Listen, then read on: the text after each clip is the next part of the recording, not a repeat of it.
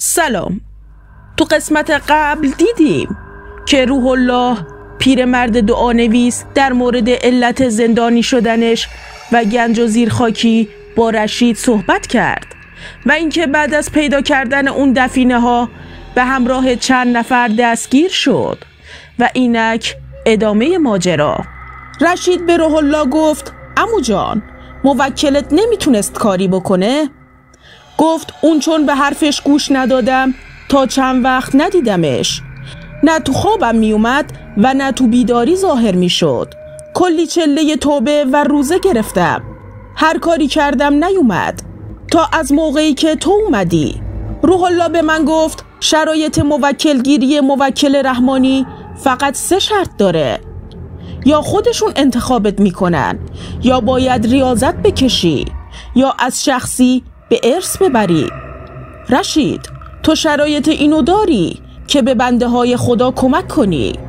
منم بهش گفتم من نه توانشو دارم نه دلشو، اسم جن که میاد خودم رو خراب میکنم. روح الله به من گفت تو 2 ماه دیگه از زندان آزاد میشی. به این حرفش خندم گرفت. گفتم سید، من 8 سال حبس دارم، الان فقط 4 ماهش گذشته، چطور ممکنه؟ اونم گفت بهت نمیگم تا وقتش، وگرنه اگه بفهمی نمیذاری اون اتفاق بیفته. روح الله گفت یه خبر دیگه از زنت راحله دارم، اون الان فوت شده. من تا اینو شنیدم گفتم سید با من شوخی نکن. روح الله به سمت دیوار نگاه کرد و بعد با من حرفی نزد. یه چند روزی از این ماجرا میگذشت که وقت ملاقات شد. رفتم دیدم مادرمه، خوشحاله. گفتم چی شده ننه جان؟ مردم دارن گریه میکنن که بچهشون تو زندانه، تو اون وقت خوشحالی میکنی؟ گفت یه چیزی بهت بگم باورت نمیشه. گفتم اون چیه؟ گفت راحله با ماشین تصادف کرده و فوت شده. خانوادش اومدن دم درمون ازمون حلالیت بگیرن. گفتن یه سر هم میاییم زندان تا از تو حلالیت بگیرن. مادرم بشکن میزد و میخندید که خدا جای حق نشسته. منم همینجوری خشکم زده بود. وقت ملاقات تموم شد. خداییش من خوشحال نبودم، راحله رو دوست داشتم، خدا بیامرزتش. بنده خدا مقصر نبود، من مقصر بودم. رفتم سلولم نشستم و یواشکی واسه اون دختر گریه میکردم که دیدم روح الله داره یواشکی به هم نگاه میکنه. گفتم از کجا میدونستی؟ گفت ما خیلی چیزا رو میدونیم. گفتم لابد بدهیامو پدر راحله میخواد بده و بعد ازم رضایت بگیره. گفت نه پسر جون، پدر راحله اگه دست و دل باز بود با اون ثروتش میتونست یه کاری کنه که زندگی دخترش و تو خراب نشه. بعد سید روح الله بهم گفت رشید، باور کن 2 ماه دیگه آزاد میشی. تو بچه خوبی هستی، کینه‌ای نیستی، اهل عیاشی و دروغ و دزدی نیستی. هرچی که اهل ایمان دارن تو هم داری. بذار بهت کمک کنم، هم یه ثواب واسه من میشه، هم تو به دیگران کمک کنی و اشتباهات گذشته‌تو جبران کنی. اگه خواستی به هم بگو، از 2 روز دیگه شروع کنیم، اگرم نه که هیچی. گفتم آخه سید، از دست من چه کاری برمیاد؟ گفت فقط به خدا توکل کن و راه تو انتخاب کن. الانم وقت داری که انتخاب کنی، فکراتو بکن. شب شد، من یه گوشه نشسته بودم و فکر میکردم و روح الله هم مثل همیشه سرش تو لاک خودش بود که گفتم بذار به حرف روح الله گوش کنم. اون خودش رو ثابت کرده، مرگ راحله رو زودتر به هم گفت. آدم خوبی هم هست، هیچ کس تا حالا ازش چیز بدی ندیده بود. سرم آوردم بالا و بهش نگاه کردم، دیدم داره با لبخند نگاه هم میکنه. گفت نترس، تموم مشکلاتت حل میشه، از فردا شب شروع میکنیم. گفتم باید چه کار کنم؟ گفت تو باید 7 روز روزه یا چله بشینی. گفت تو یه ساعتی از روز باید قرآن بخونی و یه اذکاری رو بگی. گفتم قبوله. جمعه شد، بعد از غسل و وضو و نماز شب قرآن خوندیم و صبر کردیم تا ساعت 12 شب بشه. همه جا ساکت بود، همه خوابیده بودن. فقط من و روح الله بیدار بودیم. گفت از الان باید ذکر بگی. از کارو نوشت روی کاغذ و گفت چند بار اینا رو به قبله بشین و بگو. بعد نماز صبحت رو بخون. بعد از 7 روز اونا خودشون رو بهت نشون میدن. منم تا چند روز چیزایی را که روح الله به من گفته بود رو انجام میدادم. یکی از شبا ساعت 3 بود که داشتم آماده می شدم سحری بخورم. همه خوابیده بودن.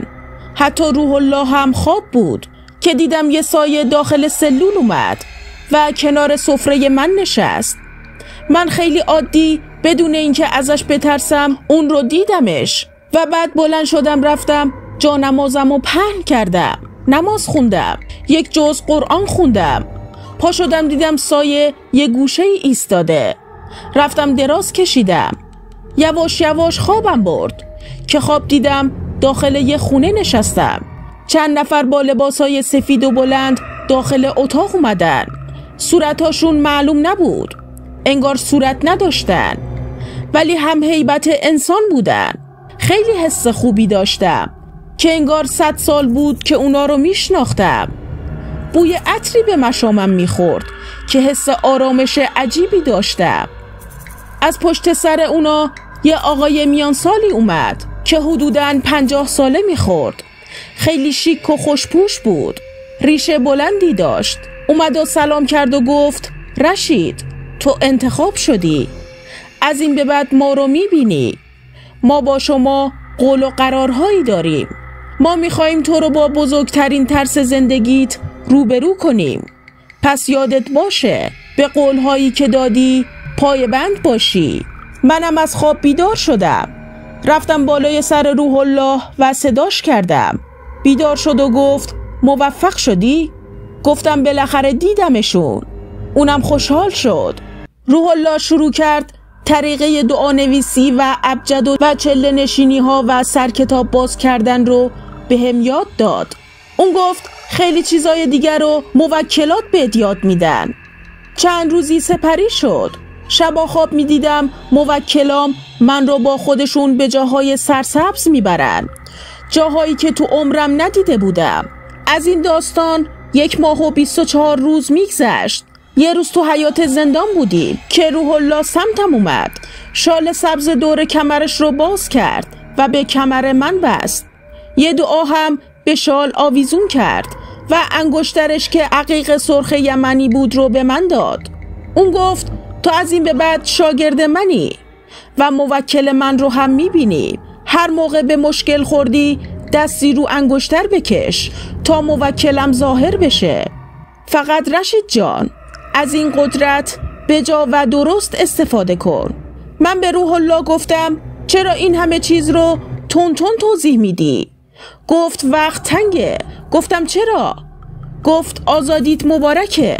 ما همه داخل سلول رفتیم و خبر آزادیم رو دادم. فکرم مشغول حرفهای روح الله بود. چند ساعتی گذشت که اسمم رو صدا کردن. اصلاً باورم نمیشد. رفتم پیش روح الله ازش خداحافظی و حلالیت طلبیدم. بیرون زندان مادر و پدر و دوستان منتظرم بودن. سوار ماشین شدیم و به یک کوچه جدیدی رفتیم. من گفتم چرا خونه نرفتیم؟ مادرم گفت بابات خونه رو فروخت تا تو رو در بیاره و الان هم اینجا مستاجر هستیم. الان فهمیدم چرا هرچی از روح الله پرسیدم گفت بهت نمیگم. چطوری از زندان درت میارن؟ اگه بگم منصرفشون میکنی. ولی با چیزایی که بهت یاد دادم میتونی همه را جبران کنی. من خیلی دلم شکست. روم نشد سرم و جلوی خانوادم بلند کنم که این بلا رو من سرشون آوردم. پدرم با پول کارگری یه خونه 60 متری واسه من و مادرم خرید که من نابودش کردم. پدرم گفت به هر کی رو زدم که کمکمون کنن مسخرمون کردن. گفتن به شما پول بدیم از کی بگیریم؟ منم مجبور شدم خونه رو بفروشم. منم قسم خوردم از اون خونه بهترشو واسط میخرم. من داخل خونه یکی از اتاقا رو انتخاب کردم. تمیزش کردم. دور اتاق گلاب ریختم. لباس سفید پوشیدم و شروع به چله کردم. خانوادم تعجب کرده بودن. پدرم میگفت شبا خواب میبینم مکه رفتی و حاجی شدی. مادرم میگفت دیشب رفتم داخل حیاط دیدم داری وضو میگیری. گفتم قربونت برم، بچه‌های مردم میرن زندون چاقو کش میشن، اون وقت تو نماز خون شدی. خلاصه مادر من فردا شعله زرد نظری پخت. همسایه ها ازش میپرسیدن جریان چیه؟ اونم میگفت پسرم نشون شده هستش. همسایه هام باورشون شده بود تا اینکه یه روز داخل حیاط بودم، کسی خونه نبود. چند بار صدای در حیاط شنیدم تا اومدم بلندشم ببینم کیه. یه صدای آشنا اومد. منم گفتم بفرمایید. 3 نفر مرد نورانی، هیبت انسان ولی مثل نور داخل حیاط اومدن. سلام دادن، علیک دادم. اونا گفتن ای بنده خدا، تو با ما قول و قراری گذاشتی، آیا ما رو میشناسی؟ گفتم بله. چه عجب افتخار دادین ما شما رو ببینیم. گفتن الان وقتش شده. گفتم جریان چیه؟ گفتن الان خودشون میان. گفتم کی؟ گفتن یکی از همسایه ها به مشکل خورده، تو باید کمک کنی. قبول کردم که دوباره صدای در اومد. گفتم بفرمایید. دیدم یه زن دست بچه‌شو گرفته داره گریه میکنه، جیغ میزنه. زنه میگفت کمکم کن. همه همسایه ها پشت سرش داخل خونمون اومدن. گفتم چی شده خانوم؟ گفت دستم به دامنت، هرچی بخوای بهت میدم. تو رو به خدا قسم به بچم کمک کن. یه پسر بچه 14 ساله که دست و پا و دهنش کج شده بود، انگار سکته کرده باشه. گفتم آخه چی شده؟ گفت دیشب سماور داخلش آهک داشت. گفتم بذار تمیزش کنم. رفتم داخل حیاط، یه مقدار آب جوش داخلش بود. اون آب جوش رو داخل باغچه ریختم که یهو گوشم سود کشید. شنیدم یه نفر داد زد، سوختم. منم رفتم داخل خونه و شب شد. خوابیده بودیم. صدای ناله بچه‌مو شنیدم. بیدار شدم دیدم یه زن خیلی زشت بالای سرش نشسته و یه بچه تو بغلشه. اون زنه به من گفت تو بچه‌مو سوزوندی، بچه تو به خاک سیاه میشونم. من هر کاری کردم نتونستم تکون بخورم. هرچی داد و فریاد میکردم کسی نمیشنید. زن بچه‌مو بلند میکرد و به زمین میکوبید. دستشو دراز کرد، منم بلند کرد و محکم منو به زمین زد که من بیهوش شدم. تو حالت بیهوشی شما رو دیدم که دستتو گذاشتی رو سر بچم و دعا میخوندی. بچم خوب شد. بعد به اون زن قسم دادی که با ما کاری نداشته باشه. اونم حرفتو گوش کرد و رفتش. اون خانومه تمام طلاهاشو از دستاش در آورد و جلوی من گذاشت. گفت میدونم کمه، الان شوهرم پول میاره. گفتم خواهر جان صبر کن، اصلا ببینیم داستان چیه. من دست کشیدم به شالی که سید بهم داده بود. بعد دیدم که اون 3 نفر ظاهر شدن و کنارم ایستادن. یکی پشت سرم، یکی سمت چپ و یکی سمت راستم. حواسم رو خوب جمع کردم ببینم کسی متوجه اونا نشده باشه، اما دیدم فقط من میبینمشون. اون 3 نفر فکر منو میخوندن. من داشتم به این فکر میکردم که من تا حالا از این کارا نکردم. بدون اینکه من حرف بزنم جوابمو میدادن. اونا گفتن نترس، هرچی که بهت گفتیم و انجام بده. به زنه گفتم خودت برو پشت پسرت و محکم نگهش دار. اون 3 نفر یه چیزی خوندن، یه چیزی مثل نمک دور من مثل یه دایره کشیدن، دور اون زنه هم ریختن. بعد به من گفتن به زنه بگو هرچی دید و شنید اصلا تکون نخوره. یکی از اون 3 نفر گفت اجازه ورود میخوام. گفتم قبوله، که انگار یه باد محکم به هم خورد. قلبم محکم کوبیده میشد. صدای تمام امواجی که دورم بود رو میشنیدم. چشام همه چیز رو میدید. وقتی به آسمون نگاه میکردم آسمون انگار 2 سانت با هم فاصله داشت. وقتی به کسی نگاه می کردم جریان خون تو بدنش رو می دیدم. صدای نفس و تپش قلبشون رو می شنیدم. موکلام شروع به ورد خوندن کردن. همه همسایه ها ساکت بودن که ببینن چی میشه، که من واسه اولین بار جن دیدم. 6 نفر داخل حیاتمون اومدن، مثل دود بودن. چنان جو سنگینی رو حس کردم که فقط خدا میدونه.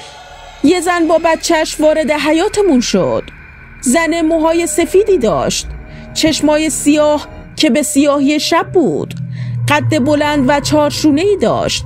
با صدای بلندی گفت آدمی زاد، این زن فلان فلان شده بچه‌مو سوزونده، تا تلافی نکنم نمیرم. تو هم بخوای کاری کنی پدرتو در میارم. تو این لحظه موکلام خودشونو به اونا نشون دادن. اونا هم از ترس به خودشون میپیچیدن. یکی از موکلام تبدیل به یه اژدهای سفید شده بود و به اونا گفت این بنده های خدا رو ول کنید، ما هم قسم میخوریم شما رو ول کنیم. اما اون زن که بچهش سوخته بود به موکلم گفت من اگه خودم میسوختم عیبی نداشت، اما از بچم نمیگذرم. که موکلم یه ضربه به زنه زد که چند متر پرت شد. بعد از این ضربه اون زن جن به صورت دود محو شد. بعد موکلم بالای سر پسر بچه ی همسایه اومد که دست و پاش کج شده بود. دستشو رو سر اون پسره کشید و یه دعایی خوند. بچه هم دست و پاش رو تکون داد، از رو زمین بلند شد و بغل مادرش رفت. همسایه ها صلوات فرستادن. من خودم انقدر ترسیده بودم و فقط یه گوشه ساکت ایستاده بودم و نگاه میکردم. مردم فکر میکردن من نظر شده هستم، میومدن و دستامو بوس میکردن. اما من به اتاقم رفتم و گفتم این کار رو نکنید. موکلم اومد و به هم گفت بزنه بگو طلا و پولاشو برداره، فردا صبح صدقه بده و به یه خانواده نیازمند کمک کنن و یه گوسفند قربونی کنن. منم همه این چیزا رو به اون زنه گفتم و اونم قبول کرد و از خونمون رفتن. از اون روز کار من شروع شد. فرداش همه می اومدن که من واسه شون دعا بنویسم. سالها از دعا نویسی من میگذشت. من تونستم واسه پدر و مادرم یه خونه و ماشین بخرم، اما نه با پول مردم. من از مردم پول خیلی کمی میگرفتم یا مجانی واسه شون کار میکردم. به خاطر همین از در و دیوار واسم خیر میبارید. دست به هر کاری میزدم طلا میشد. روح الله هم از زندان آزاد شد. به دیدنش رفتم، واسش پول بردم. با هم مغازه‌ای باز کردیم که متاسفانه روح الله بعد از چند سال به علت سرطان خون فوت شد. منم چند سال بعد پدر و مادرم رو از دست دادم. الان آلمان زندگی میکنم. چون تنها بودم از ایران رفتم و ازدواج کردم. الان صاحب 2 دختر شدم و بازنشسته هستم. دیگه دعا نویسی هم نمی کنم.